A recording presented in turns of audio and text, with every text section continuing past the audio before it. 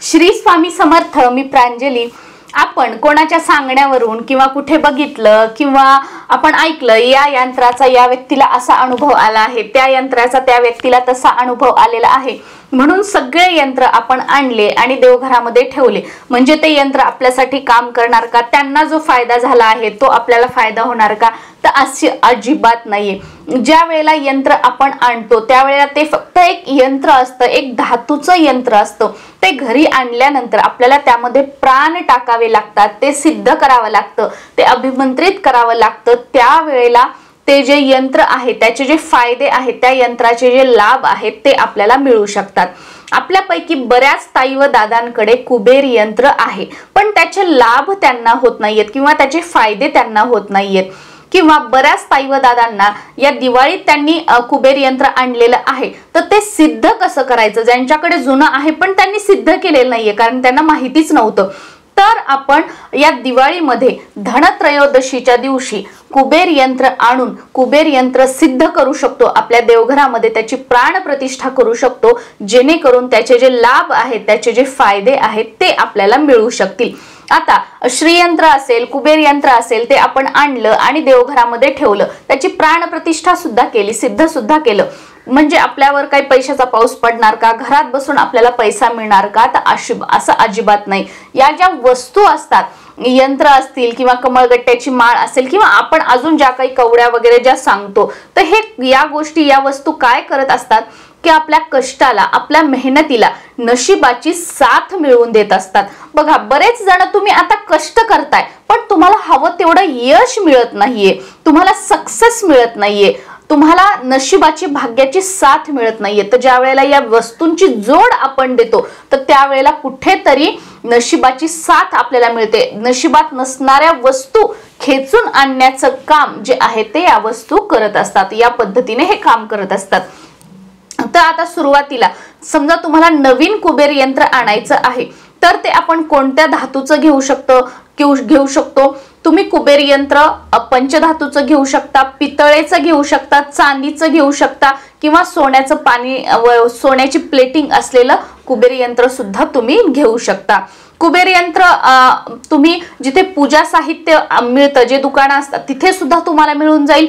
सोन्या चांदीचं जे दुकान असतं तिथे सुद्धा तुम्हाला मिळेल. आजकाल तो ऑनलाईन सुद्धा मिळत आहे. आणि सर्वात चांगलं म्हणजे जे आपण म्हणतो की भरीव कोणतंही यंत्र असावं, कोणतीही मूर्ती असावी, जसं ते असायला हवं, कोरीव वगैरे तसं असायला हवं, तर तुम्ही दिंडोरी प्रणित श्री स्वामी समर्थ महाराजांच्या केंद्रामधून सुद्धा घेऊ शकता. पण जेही यंत्र कुठूनही घेताय तर ते भरीव असावं याची काळजी आपल्याला घ्यायची आहे. आता कुबेर यंत्र आणायला जाताना असंच आपण कुबेर यंत्र आणायला गेलो आणि कुबेर यंत्र आणलं, तर असं नका करू. कुबेर देव जे आहेत ते धनाचे देव आहेत. म्हणजे असं म्हटलं जातं की सगळ्या देवांचं जे धन आहे त्याची चाबी जी आहे ती कुबेर देवतांकडे आहे. त्यामुळे कुबेर देवतेला कुबेर यंत्र आपल्याला आणायला जाताना एखादा गोल किंवा पसरट आपण आपल्या घरातून डब्बा घेऊन जायचा आहे, ज्याला झाकण असावं.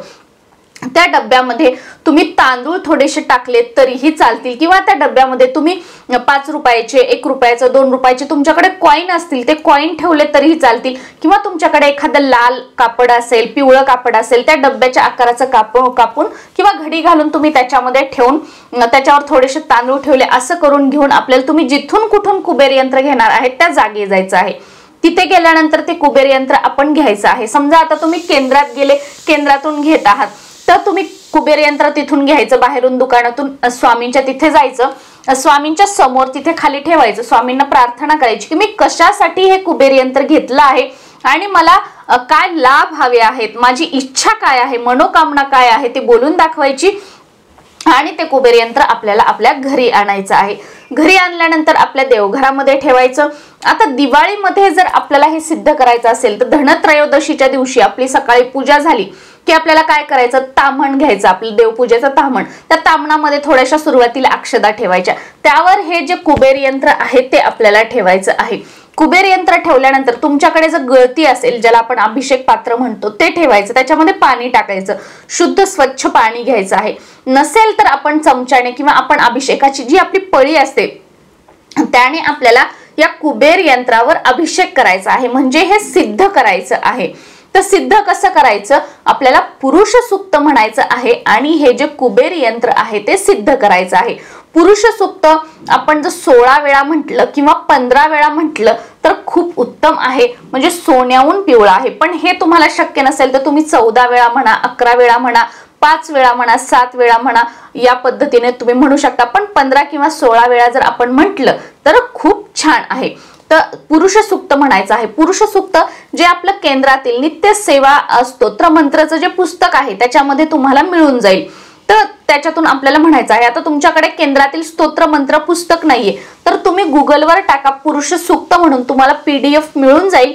तुम्ही त्याची प्रिंट काढू शकता किंवा तसं तुम्हाला शक्य असेल एवढा वेळ म्हणायचा आहे, तुम्ही स्क्रीनवर बघू शकत असाल तर तसं म्हणून आपल्याला पुरुष सूक्त म्हणत अभिषेक करायचा आहे.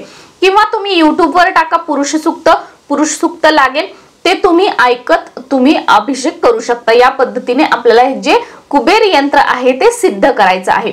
आता 16 वेळा आपल्याला हे म्हणून झालं, पुरुष सूक्त म्हणून झालं. त्यानंतर आपल्याला ते कुबेर यंत्र जे आहे ते स्वच्छ पुसून घ्यायचं आहे. आता हे देवघरामध्ये ठेवायचं कसं, कुबेर यंत्र आणलं आणि ते असंच देवघरामध्ये ठेवायचं का, तर नाही. मी तुम्हाला सांगितल्याप्रमाणे कुबेर देवता ही धनाची देवता आहे. एक छोटीशी प्लेट घ्यायची, त्या प्लेट मध्ये कॉइन ठेवायचे. तुम्ही 5, 7, 11 या पद्धतीने किंवा कितीही तुम्ही कॉइन ठेवा, त्याच्यावर हे कुबेर यंत्र ठेवा. किंवा एक प्लेट घ्या, त्याच्यामध्ये तुम्ही अक्षता ठेवा, त्याच्यावर तुम्ही हे कुबेर यंत्र ठेवू शकता. किंवा एखादी नोट तुम्ही घेऊ शकता जी जास्त म्हणजे 500ची नोट, जी तुमच्याकडे मोठी नोट आहे ती तुम्ही ठेवू शकता. किंवा कोणतीही 10 रुपयाची अगदी नोट ठेवली तरीही चालेल, ती तुम्ही ठेवू शकता. त्याच्यावर तुम्ही हे कुबेर यंत्र ठेवू शकता. या पद्धतीने देवघरात आपल्याला हे कुबेर यंत्र ठेवायचं आहे. आता या कुबेर यंत्राची रोज पूजा करायची का, तर रोज त्यांना स्नान घालायचं का, तर तशी गरज नाही. रोज आपण धूप दीप दाखवायचं, फूल वगैरे त्यांना आपण ठेवायचं आहे.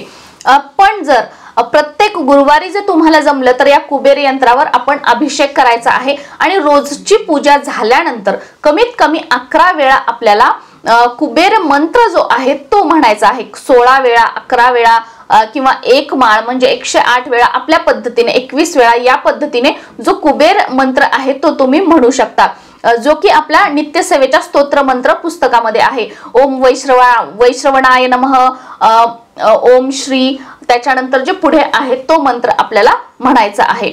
हा कुबेर मंत्र रोज आपण समजा म्हटला तर गुरुवारी आपल्याला 108 वेळा तरी हा कुबेर यंत्र म्हणायचा आहे. आणि पुरुष सूक्त म्हणून या कुबेर यंत्रावर अभिषेक करायचा आहे सेम पाण्याचा.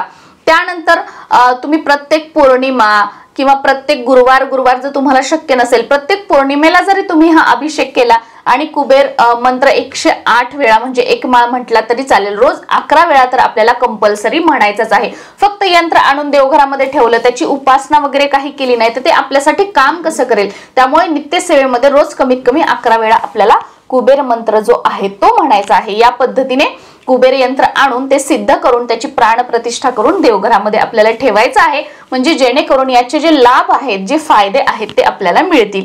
श्री स्वामी समर्थ.